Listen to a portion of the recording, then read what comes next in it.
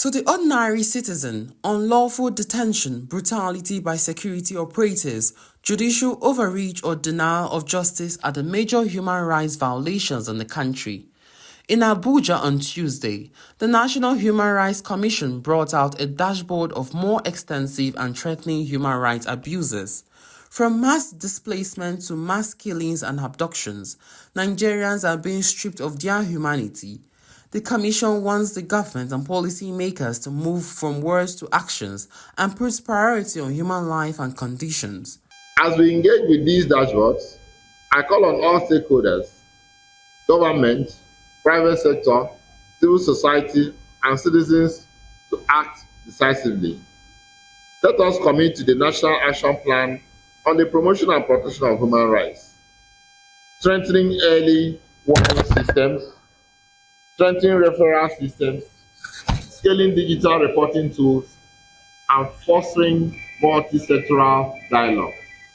The Executive Secretary of the Human Rights Commission, Dr. Tony Ojukwu, who presented the latest human rights scorecard, said the situation has compromised the economic, social, and cultural rights of those affected.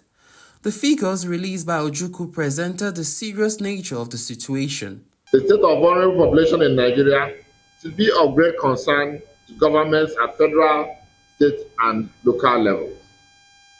Our dashboard on human rights and internal displacements reveal humanitarian crises of immense proportion. Multiple factors such as raging conflicts, banditry, and climate disasters have thrown up internal displacements, impacting on human rights of poor and already traumatized populations.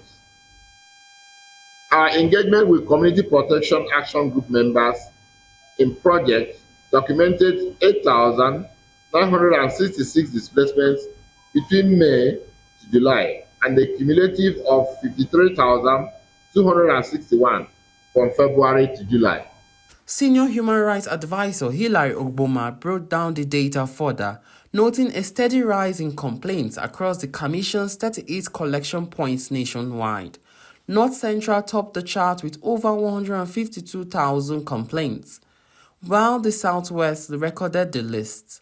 From June to August 2025, complaints rose by 10%, with law enforcement abuses, denial of access to children, spousal abandonment, and gender-based violence among the most reported violations. What you see are not just mere numbers, as the ES will always say, but these are individuals who continue to face some of the worst forms of human degradation that you can ever imagine. We continue to highlight the importance of the enjoyment of human rights in a democracy. Human rights is what makes democracy. And there is no shortcut to the guarantee of human rights, whether it is human rights, civil liberties, rights and freedoms, as we know in Chapter 4 of the Constitution. In August alone, the Human Rights Commission investigated 2,603 complaints and recorded over 300 killings and 400 abductions, a nearly 300% increase compared to the previous month. Reports of sexual and gender-based violence also remained high, with 2,981 domestic violence cases and 322 sexual assaults documented.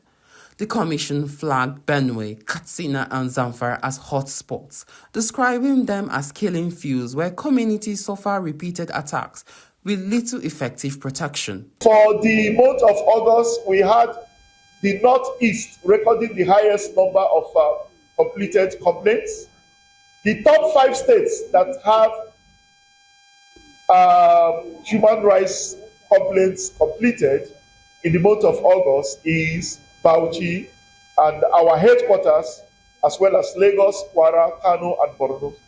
Let me make a last point on completion of complaints. Some or most of the complaints we completed in August may not necessarily mean that we got them in August. They are complaints we have probably from previous months. But we are also now going to probably make some data analysis of which complaints arrive in a given month and is completed in that month. Despite the alarming statistics, the Commission insists the dashboard is a compass pointing towards hope if government, civil society and citizens unite to act. In Abuja, I am Chimize Zadima for Signature TV.